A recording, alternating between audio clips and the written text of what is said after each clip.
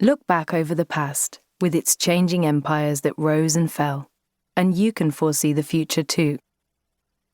Marcus Aurelius, Meditations, Book 1, 121 to 180. A pair of fossilized footprints of a Paleolithic woman and a child, left around 30,000 years ago, were found in the summer of 1994 beneath one of the principal thoroughfares of Buda, Főutca, Main Street, by the Danube. It was unearthed by a contractor digging up the road and prompted a wave of interest and debate among Hungarians about the far-distant past. For children educated under 45 years of communism, and to earlier generations brought up under regimes of the nationalist right, the history of Hungary began in the 9th century AD, when the nomadic Magyar tribes, who originated from the Kazakh steppes, wandered west and began settling in the Danube basin. Before that, the narrative went, the area was almost empty, virgin territory. The stones of Budapest have always been political. Each new discovery of life before the Magyar conquest has begun a new round of culture wars about who was a Hungarian, when, and where. Over the years, various archaeologists made finds nearby of a Bronze Age civilization along the Danube, locating tools, weapons, and pieces of gold dating from more than 3,000 years ago.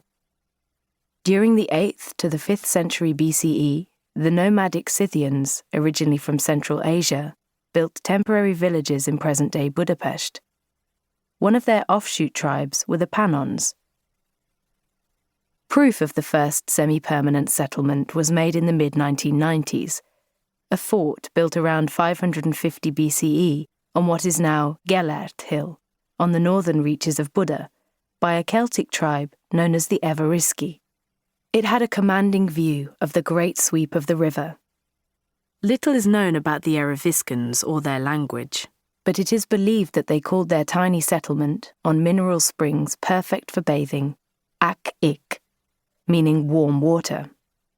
This might have been what the Romans believed the Ereviscans called their settlement, as it is so close to a Latin equivalent, but some recent evidence suggests it was indeed the Celtic name. Budapest has always been a spa town. The land further east, present-day Pest, on the other side of the river, was occupied by the Sarmatians. The Danube was a natural border, hard to cross, but they built no permanent settlements in the region. In the early part of the 1st century AD, the legions of the first Roman Emperor, Augustus, made short work of conquering and subjugating the Ereviscans. The Roman army arrived in force from around the year 50 and began work on building a defensive line of forts along the river to patrol the empire's newest province, Pannonia. One of the first of the camps, originally occupied by a corps of cavalry, was named Aquincum, because of the hot and cold water springs below what are now the Buda Hills.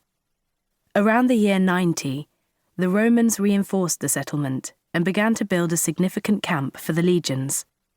Aquincum was the headquarters of the Legio Secundus Adjutrix, the main army of defence against barbarian raids from the north and east. A large civilian town grew a kilometre or so from the camp, comprising a variety of traders and artisans to serve the military, along with a large number of slaves. In 106, the Emperor Trajan made Aquincum the new capital of the province, which he renamed Pannonia Inferior. Pannonia Superior was further west, where its principal town was Vindobona, now Vienna. An enormous 120-metre square palace for the governor was built on the Danube island opposite, now Óbuda Island. The first of the Aquincum proconsuls to live in the new palace, governor from 106 to 108, was Publius Aelius Hadrianus, who, a decade after he left Aquincum, would become the Emperor Hadrian. Almost nothing, sadly, remains of the building.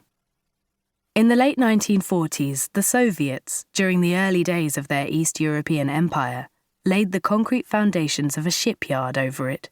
But from surviving drawings, a few mosaics, and models, it must once have been an extraordinary building.